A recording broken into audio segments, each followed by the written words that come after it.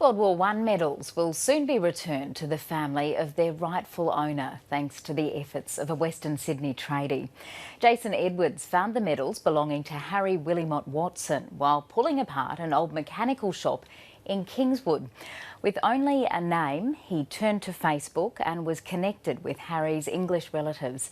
And Jason joins me now. Thanks very much for speaking to ABC News 24 this evening. Now, take us through the story. Put us in the position that you were in when you came across these World War One medals.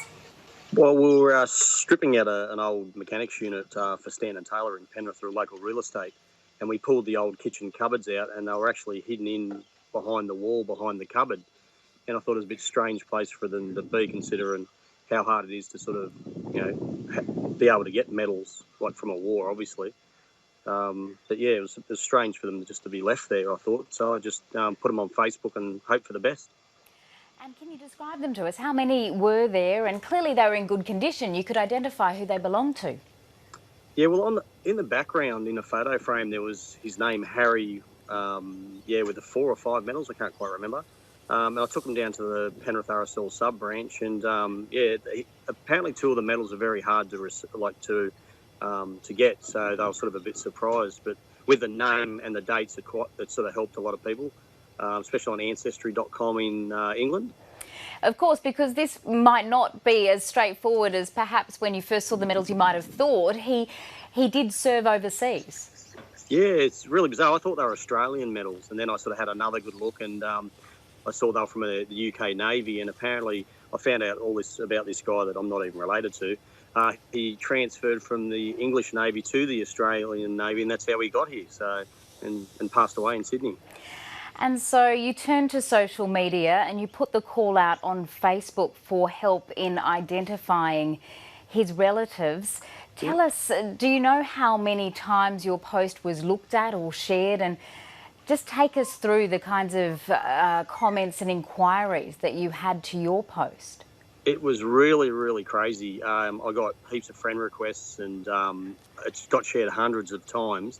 And then I got a messenger call from a guy and saying that he was actually directly related, which I thought, wow, and someone from Facebook had messaged him on Ancestry.com, but the UK version.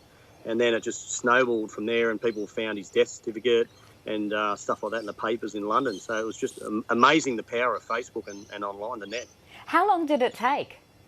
I found him on the Tuesday, and by Thursday afternoon, I found out where he lived, the day he was, the day he left the Navy, when he passed away, what cemetery he was in. He was married, no kids. It was just really, really crazy. And have you spoken to Mr. Watson's family? I've spoken to.